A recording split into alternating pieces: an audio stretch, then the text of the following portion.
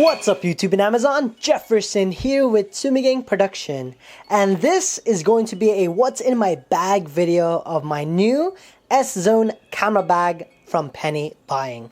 If you haven't seen my review, make sure you guys click in this link right here and it will take you to the full review of this. But anyways, let's get on to it.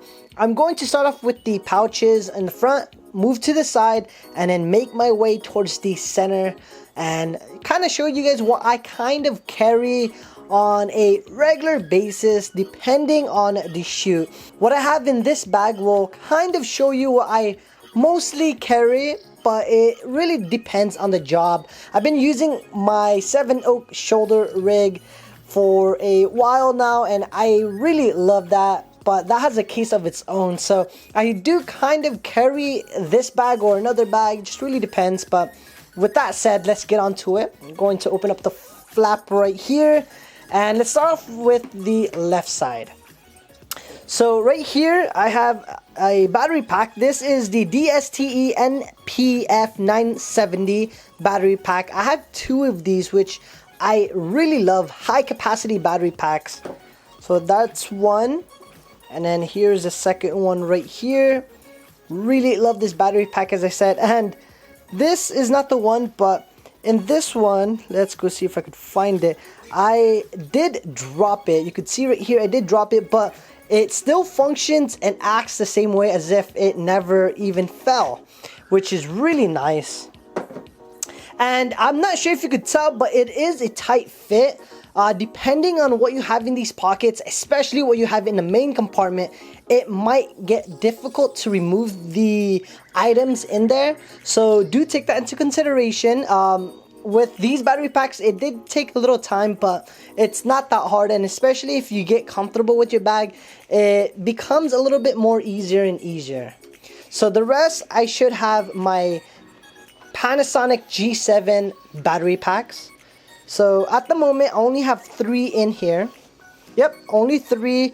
So I have DSTE and the original Panasonic G7 battery pack right here. If you're wondering why 2 of them have the casing and 1 does not, that's just my way of visually knowing which battery is dead and which ones are good. So these batteries are good and safe to use, while this one needs to be charged up. So I don't accidentally put a dead battery in my camera and just waste time or don't have any good batteries. So that's pretty much it for this pocket. Yep, let's move on to the other pockets. So for this side right here, I have my tripod mount, which I kind of like this mount. It's not that bad. I do prefer the Arca Swiss tripod mount since most of my tripods are Arca Swiss. This is a digital filter. I really recommend it. I love this thing. This is from Newer.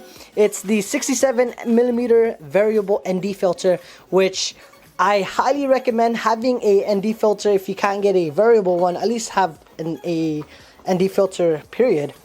So that's it for this pocket. Let's move on to the left side right here. These are buckles. And I don't recommend putting anything that might require you to kind of put in and out, because having to buckle and unbuckle is really annoying. So in this one, it should mainly be cables. Yep, so this one right here is my female to male auxiliary output right here. So this is just my extension for my shotgun mic in case I do need to extend it. And I have 2 cables. One is a lightning cable and then the other is a micro USB cable. What else do I have in here? I have a pen. And that is it on that side. So let's turn it around and go on to the other side. So this part is already unbuckled. I forgot to buckle it. So unfortunately, I still have the iPhone 5S, and the reason being is because I'm waiting for the iPhone 7 to be released. But with that said, I cannot go anywhere, especially when I'm traveling, without a battery pack. Most of the time, or not most of the time, but there is a good amount of chance where I do forget. So, and it sucks because I have to recharge my battery more often compared to having my Mophie case. I've had this for a while. You could tell it's just been degraded and abused, but it still works really well. Let me see. I'm not too sure if I have anything else in here. Yep, that's it. So that's pretty much it for the side pocket and front pouches. Let's move on to the main compartment. If you haven't seen my main video, I'm not sure if I actually talk about this, but there are little holes right here on the side, and you do have to be careful. If you have something loose and small, that it might accidentally pop out, so do take that into consideration. But anyways, you could zip and unzip this really easy, and I do have this really stuffed to its max, or at least close to its max. So this is how it looks like right here. You could tell this part is empty, and that's because that's where my Panasonic G7 with the 14 to 42 millimeter kit lens still attached goes to. So that's where it's supposed to be in. And I have a microfiber cloth. You should always have one. Next, I have this lens right here. This is my Olympus 40 to 150 millimeter zoom lens, which is really nice. I really like this zoom lens, and I'm not too sure what the aperture is. I forget. So it's 4 to 5.6. So that's the aperture on there. Really smooth focal ring.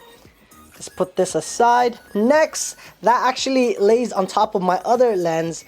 This one's a prime lens. My brother bought me this lens.